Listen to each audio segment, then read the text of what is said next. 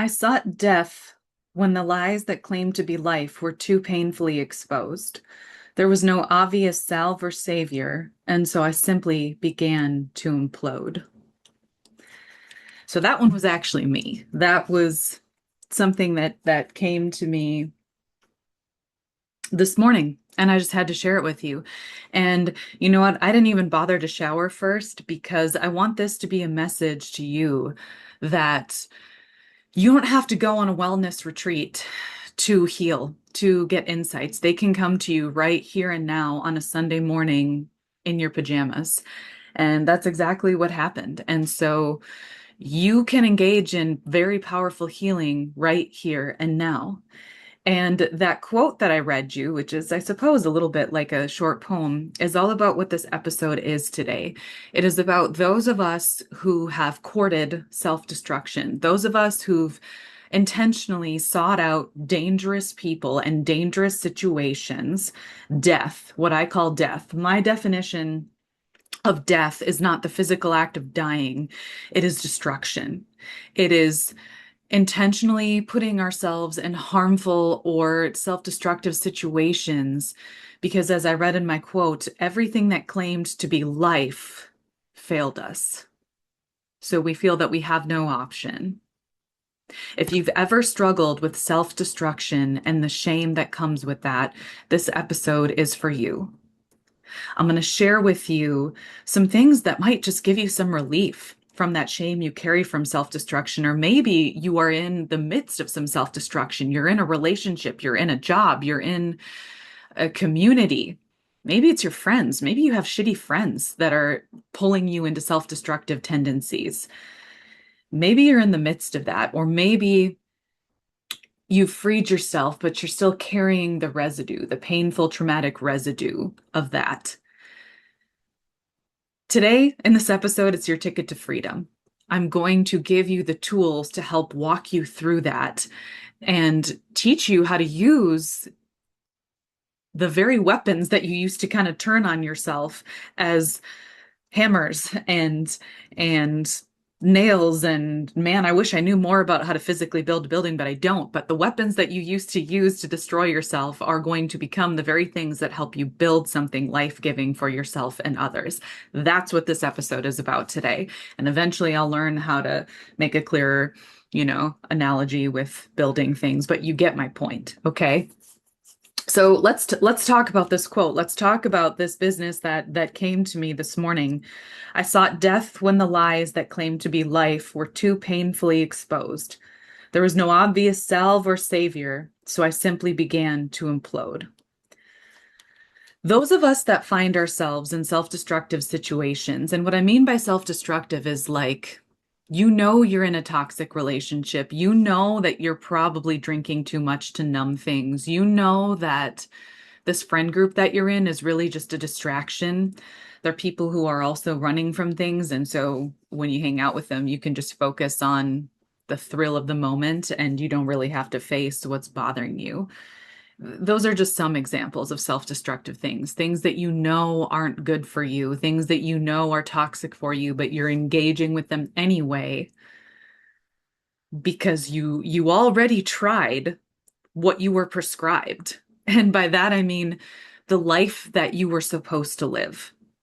Okay, maybe you tried the healthy relationship and you ended up divorced and on the other side of a lot of debt, or what you were told was a healthy relationship. I have to quote Ultron and say, don't confuse um, peace with quiet. That's kind of paraphrased, but it's Ultron from Avengers when he says, I think you're confusing peace with quiet, when he talks about, the state of the world after the Avengers had done some saving, where it's like, this isn't peace, this is just quiet. I think that's something that, and by the way, I love Ultron. You got to go over to my website and read Widow's Soul, because it's actually all about both Black Widow's resurrection and Ultron's resurrection via the Soul Stone. It's just a really good fucking story, and you can read it for free. So go read it. I'll put the link in the notes. It's really, really good. But I think Ultron had some points, and a lot of us end up in self-destructive situations because we tried the quiet thing that was masquerading as peace. Okay, that's where that piece in the quote that I was talking about, a lot of us try what is prescribed to us as life, what is told to us as this is what life is, this is how it should be defined.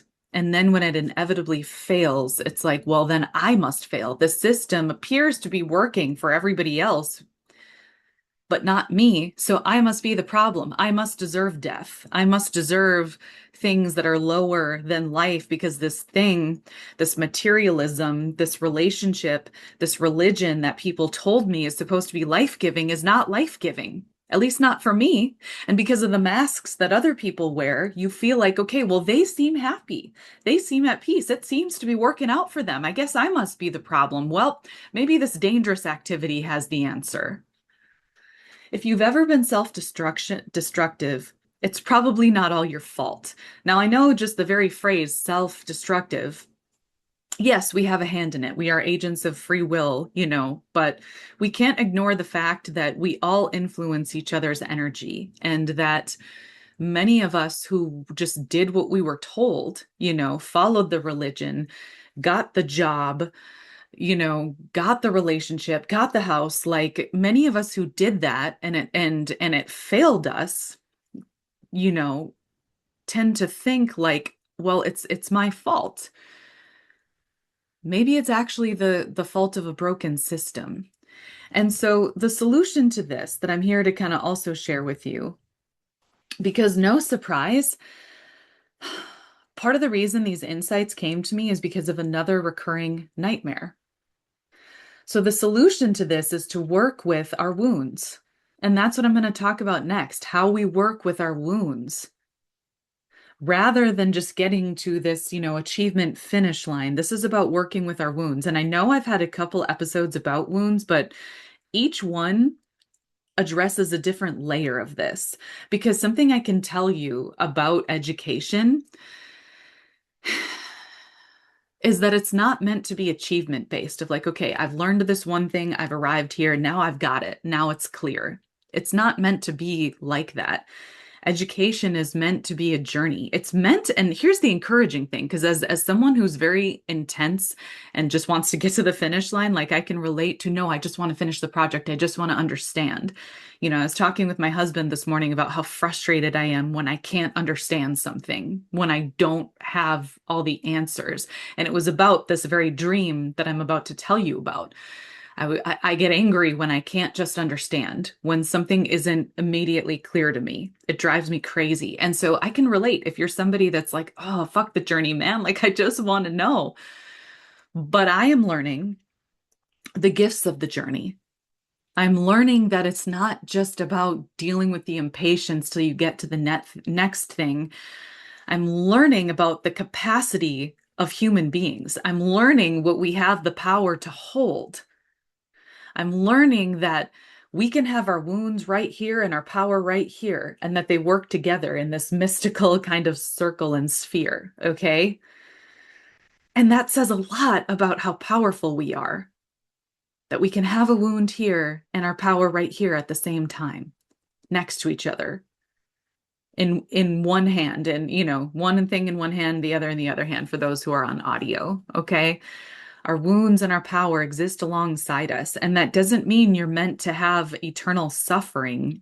It's meant to show you your divinity and your power and your ability to thrive, to be so much stronger than the privileged people who were just handed power and then used it to abuse other people. It's meant to show you how powerful you are, to do something in spite of, and then while doing that thing in spite of all of the oppressive forces that are against you, be building this world where maybe that doesn't have to be how we function anymore. As you come into your power while also feeling these wounds, maybe you're also building something for the collective to where we can actually live in a world where people have free will and they use that free will to serve and connect and have compassion for other people rather than using that free will to kill and destroy and colonize and abuse. That's kind of where I'm going with this. And so this dream that I had, again, it was the recurring dream of I'm back in a school. I'm teaching, I'm substituting, and I know I'm not supposed to be there. And the students are just being crazy. Like they're intentionally derailing the lesson and they're being rude and disrespectful and scaring the other students. And I'm going to the powers that be for support, the interventionists, the principals, all these people, and they don't care. Either they're not there or they don't care. It very much mirrors the dream I have where somebody's in danger, kids are in danger, and I'm trying to get to the police, and I either can't dial the number or the police are right there and they don't care. These are very common recurring dreams for me where something is really wrong, but the help isn't there. And I was mad this morning. I was talking to my husband and I was angry. I'm like, why? Why? I quit over a year and a half ago. I don't dwell on this all that often. Obviously, it comes up because it's something that, that is near and dear to my heart because became a teacher because I wanted to help and I'm a very sensitive person, so I feel corruption very deeply. So sure, like it embedded itself into multiple layers of my psyche and body and spirit, but it's like, but I've also moved on in that I've focused on my writing. I've focused on talking with you in this podcast. I've focused on building a community elsewhere. So it wasn't like this job that I poured my heart into and was a very huge part of my life for 11 years. It wasn't like, you know, I I gave up after that. It's like, no, I learned how to use my talents elsewhere, but it's still haunting me. It's still haunting me. And lots of our wounds are like that, right? You move on. You do the healthy things, but the wound is still there. And it can drive us crazy. It can move us sometimes to self-destructive things too, like just having the wound still there and not being able to numb it. When numbing fails, it's like then we just, sometimes the tendency is to push ourselves further into self-destruction because we just want the pain to go away. Well, what I'm learning is that, when it comes to this dream, all right, when it comes to this dream specifically of being back in a classroom, knowing I'm not supposed to be there, dealing with chaos and abusive situations, it's like I know that part of its purpose is to protect me so that I don't give in and go back. I think the other reason that I am having this dream is to heal the conditioning that I experienced with institutions, right?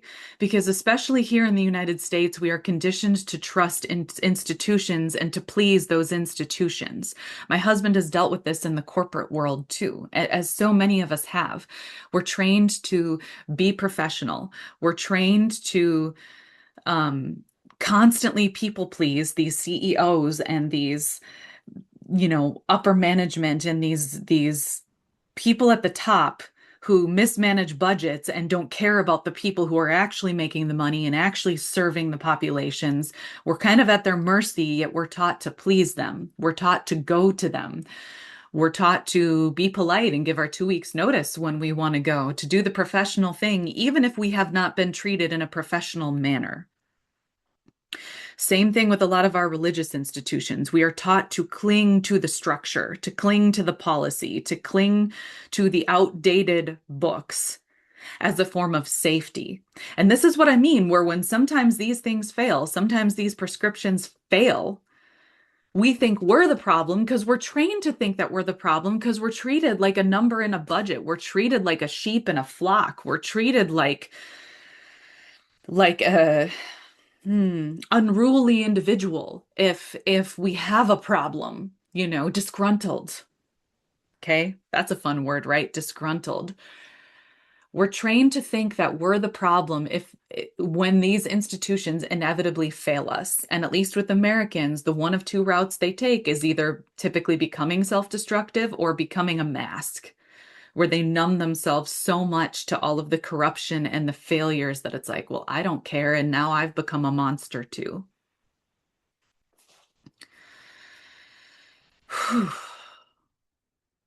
This is where a lot of our collective wounds come from.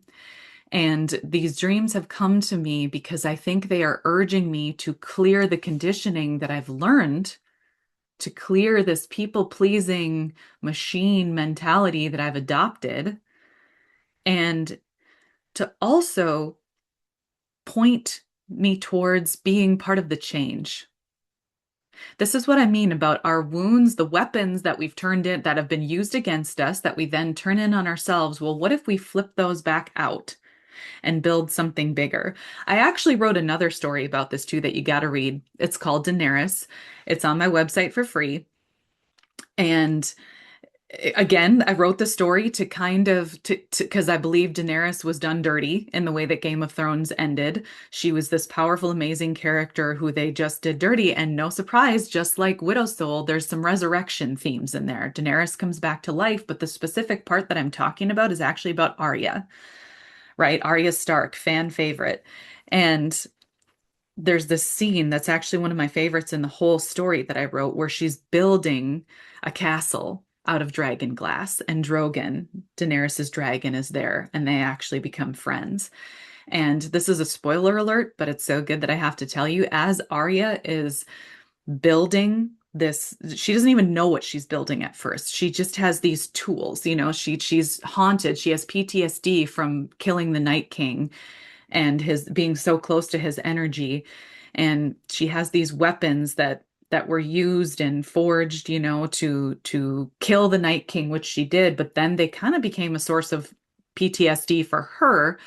And so she uses them to build something else that's not just meant for war. And before she knows it, she's built this castle that can hold a dragon, and she's built this community where people come to live a safe and free life, which I would argue is what Daenerys actually wanted before her story was perverted into the whole bitch be crazy trope of like, well, if a woman has too much power, she's just going to go crazy. Like, fuck that, man, So you got to just go read Daenerys. Okay. It's on my website. I'm going to link that too and make it really easy for you, and share the stories because they're good. They're life-giving.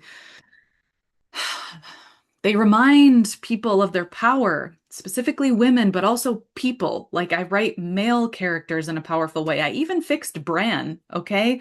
The concept of Bran is really cool, right? He's the three-eyed raven. He's got these mystical powers. That's a cool concept. They just made him fucking weird. He just sits in a chair staring, creeping people out. They did him dirty too. So you know what? I made Bran cool. So go read that story. But I bring this all up to say that we can work with our wounds. We can work with the things that hurt us that we then learned to kind of turn in on ourselves. We can use those weapons to be tools to build something better. Work with our wounds.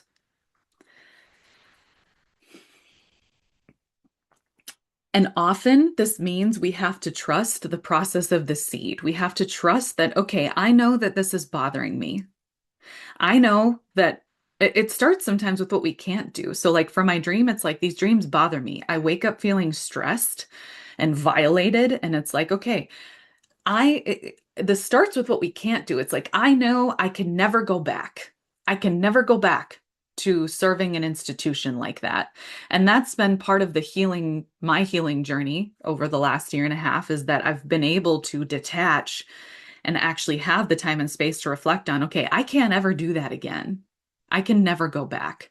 So healing, working with our wounds starts with recognizing how much we are wounded, that this caused us pain, that this made us feel violated, abused, neglected, used. Okay, we can never do that again. That's the beginning of working with our wounds, is recognizing that, this hurts. Like, hey, I don't have to numb this. I can acknowledge that it hurts. Because let me tell you something, my friends, and I'm about to cry as I say this. Acknowledging that something hurts does not make you weak. Acknowledging that something hurts does not mean you are stuck or trapped in your pain. It means that you are a powerful healer because you were vulnerable enough to care and be wounded. If you are wounded, that means that you were doing something with your heart. You were doing something heart-centered and powerful. Your wounds do not make you weak. They are a testament to your strength. And now that you know what hurts, it's like, okay, why did this hurt me? In the case of teaching, it hurt me because it's like I poured my whole heart into what I was doing. Teaching from me was a place where I was creative, I was innovative. I was working outside of these prescribed models of achievement-based learning, and I was helping students to develop their voice, to learn how to think, to study the works of revolutionary people and learn how to become revolutionaries. So it hurt because it's like, hey, I did not take this job lightly. I took it very seriously and dealt with a lot of bullshit related to behavioral problems and broken systems because I believed in the mission so much, and I got screwed by the system. I got laid off and put into a school where I would be abused and gaslit into thinking that it was my fault if a kid who had just slammed a book at me was put back into my room 5 minutes later because there was nowhere else for him to go. There's many forms of institutionalized abuse, okay? And so it hurts because it's like, hey, I'm here trying to help and I'm being punished for it. I'm sure you have your own version of that. So work with that wound. Now that you know what you can never go back to, now that you know why something hurts, well, where can you redirect that energy? What can you make? Because, my friends, the way that we are going to rebuild this country is not by using the broken systems that are already in place. It's about building new systems. I was introduced to a quote by a profound author, Audre Lorde. I'm actually going to get one of her books today. And no surprise, I was introduced to this quote by listening to one of Channy's podcasts. It was like a year-old one. But Audre said in one of her essays, "The tools of the master will never dismantle the master's house." That's so beautiful. The tools of the master will never dismantle the master's house. Audre Lorde's quote. Wow. If there's anybody who built something in spite of, who found herself in spite of, it's Audre Lorde, and I can't wait to read about her further. Like I said, I'm getting my ass to the library later today to go pick up one of her books. So how this applies to you is that you need to recognize what hurts, why it hurts, and that it's maybe time for you to build something. And you don't have to have the entire blueprint to start. That's what achievement-based culture has taught us too, is that, well, if I'm going to do this, I have to have A, B, C, and fuck, I have to have L too. Like, let's throw L in there because, we can't do without L. It's like, no, you don't. You don't have to follow a prescribed method to build something new. Anything innovative was experimental. And this is where I think capitalism and our school systems really failed us, because we're punished for trying and quote unquote failing. We're held back, or we're pushed forward before we're ready instead of the experiment. Anybody who's accomplished, and but you know what that does? You know what educating kids the way that we have does? It teaches them to be cogs in the machine. It teaches them to just kind of, okay, fill in the blank, do what you're told, listen to the one at the top, no matter how they treat you, and you'll get where you need to go. No, that's how you condition machines. That's how you create capitalistic machines who make money for other people and then get punished for it when those other people mismanage their budgets and treat their people like machines. That's what you get. Anybody who's ever done anything great in this world did not have the whole blueprint. They tried something and they failed, but then they tried again. But then they learned something as they were trying, and they pulled this piece in and that piece in, and before they knew it, they had a house. They had a structure that could foster learning, compassion, community, advancement in good ways, not in colonization brood ways, right? So working with your wounds means acknowledging the hurt, examining the tools, the things that were used to wound you and why it worked. And then looking at what can I do with these tools if they're in my hands? That's what my book She Death's Reflection is about. It's about the seeds of the monster.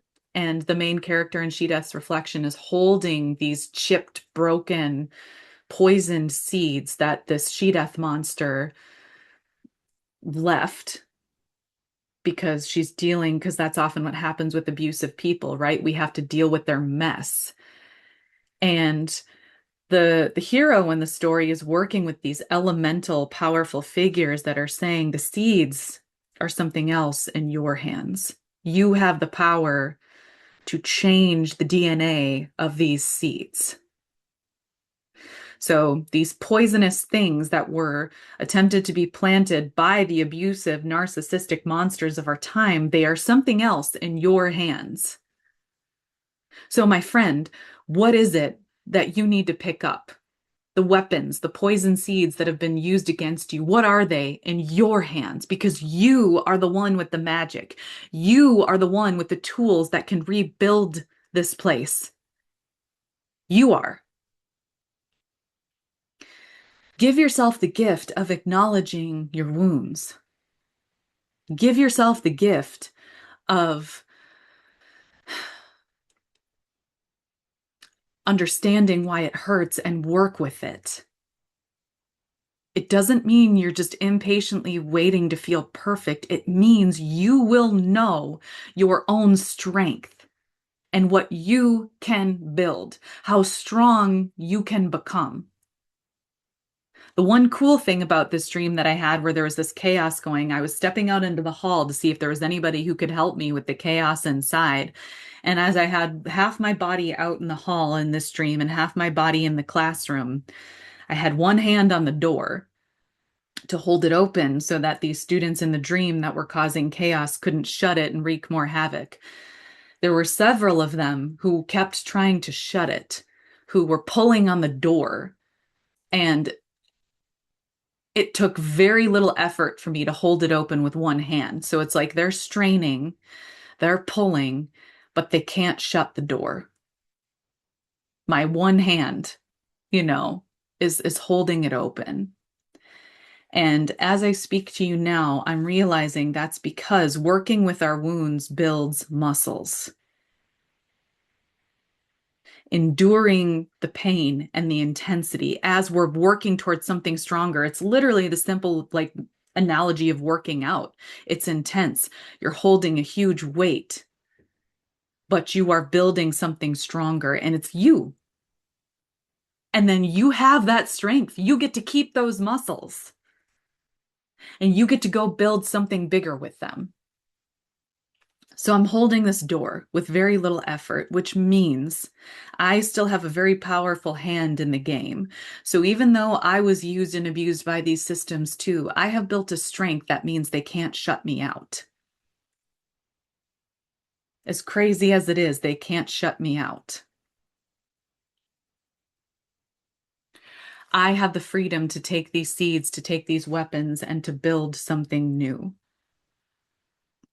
I've got two more things I want to share with you before I sign off. This is a book I wrote called Monsters. Okay. And this is the one, it's a novella, so it's shorter, so you can read it in one night. And it's kind of meant to be a rabbit hole for you to jump down into. So you should buy it. I'm going to link it. It's actually the prequel to, well, the first book in the series with She Death's Reflection. So I brought up She Death's Reflection. This is the first one I wrote. And it ends with the monster of She Death being introduced. And then She Death's Reflection is all about that part of it. So this is actually the first one. It's my husband's favorite thing, actually, that I've ever written. And I have noticed from the people who've read this that it has had a sort of transformative effect, because the reason I wrote this was because I was angry at myself for having a panic attack. And as I've mentioned on the show before, I don't really get panic attacks. Again, I've had maybe 2 or 3 in my whole life. And I was mad at myself for getting upset. I was mad at myself because of a wound. And then I got mad that I was mad about the wound. And it was like, who told me I should be upset that my body reacted this way? Maybe I should work with it. And that's when I started writing this book. And literally, part of the description says, monsters are real, and I'm tired of running from them. If I am afraid, then there's reason to fear. And so it was about working with my body's reactions. And I made this beautiful piece of art out of it. And this part that I want to read to you, because it's this really like mystical, magical way of healing from the trauma of abuse, both systemic and intimate partner violence. And it's really, really amazing. I like personify the concept of an abusive person, like that pound anger that comes out in an abusive person and the pain that we get sort of codependent on, the pain of being in an abusive relationship. And so I just want to read this to you, to kind of help you with this concept of self-destruction and freeing yourself from it. I knew death could kill me. I knew a part of him wanted to. I still know it. I felt his hand slide slowly across my throat, and his calloused skin comforted me. No, it wasn't me who craved comfort in death. I don't know what I was. Numb. That's what I was. I was so numb I played with fire. I ignored myself and crashed into me at the same time. I embraced death, but he didn't kill me. I still don't know why. We do. And this is where the mystical creatures are speaking to her. We, pain pound you and we. Your patterns of survival were already killing you. And we were accidentally killing you and saving you at the same time. Death wasn't as unfamiliar as he seemed. Well, then how am I alive? You have wings. You flew away. I looked down at my side and saw feathers near my hips, clearly the tips of wings that were attached at the middle of my back, thick and strong like an angel's. Wings are the creation of monsters. And then I felt the roots between my shoulder blades, the high center of my back where I held stress. Now I know that where I carried stress, I was building muscles, the muscles of my wings. I had been flexing them without knowing, flexing with pain and pound. Death can't fly, we whispered, and you didn't really want to die. Now, obviously, that's kind of mystical and magical and trippy, and you just need to read the whole thing, right? But wings are the creation of monsters, right? Like a lot of times, monsters are these creepy winged bat things, but it's like, what happens when we're wearing the wings? What happens when these muscles, because a lot of you are probably like me and you hold your stress right, up here in your upper back, neck, middle back area. What if we just learn to work with that stress and those wounds differently? And what if we realized that even as we were self-destructive, we didn't really want to die? Because part of my tendencies were playing with fire, with dangerous people, intentionally putting myself in dangerous situations because the life that I was prescribed, didn't have the answers, so maybe death does. I thought I wanted to die. I was playing with fire. I was playing with people who I knew wanted to hurt me. But I didn't really want to die. There was something magical and divine in me that reached higher. And I'm calling on those parts of you, the part of you that's reaching higher, that's still there, that pulled you into this episode today. I'm calling on you to work with your wounds, whatever they may be. And that starts with acknowledging the pain, letting yourself reflect on why it hurt you, and then realizing what you can build with it. A very real example I have is of my physical therapy. I was in physical therapy for my lower back and pelvis. I've been in it since January. Now it's July. I even had to get some extra approvals from insurance because I've gone over the prescribed number of times I can get therapy. And I am getting frustrated with the process a little bit of like, why isn't my back better yet? I'm putting my full effort into healing. I'm putting all of this into healing. And Why am I not better? I'm putting in my best A for effort, energy. Why am I not better? Well, it's because there's a journey here. I'm meant to work with this wound right now, and I am getting better. Like I am making progress, by the way. There's lots of things that used to cause me debilitating pain that now are just a dull ache. And it's allowed me to build a relationship with my physical therapist. I love her so much. I love chatting with her. And who knows, like maybe we're healing each other in other ways because it's like when someone is helping you heal your body, you build a special connection with them. And also, the physical therapists who I've met are also very powerful healers. And the ones who I've talked to say, yeah, I just want to help people be able to live their lives. And so, going for this long, part of what this wound has gifted me and the power that it's creating is number one, the power of female connection, because I'm connecting with another woman as she helps heal me. That in and of itself, women healing each other rather than pitting, themselves against each other, comparing themselves, one-upping each other, doing these bullshit things we were conditioned to do by the patriarchy, that in itself, two women working together to heal each other is huge. And so working with this wound, like not being impatient about just getting better, quote unquote, has allowed me to build this relationship with this physical therapist where she's helping me heal my body, but I also share things with her. I share insights with her. I share what I'm learning with her. And so, I mean, she's at work, so she hasn't necessarily said, "Oh, you've helped me with this," but it's like, who knows?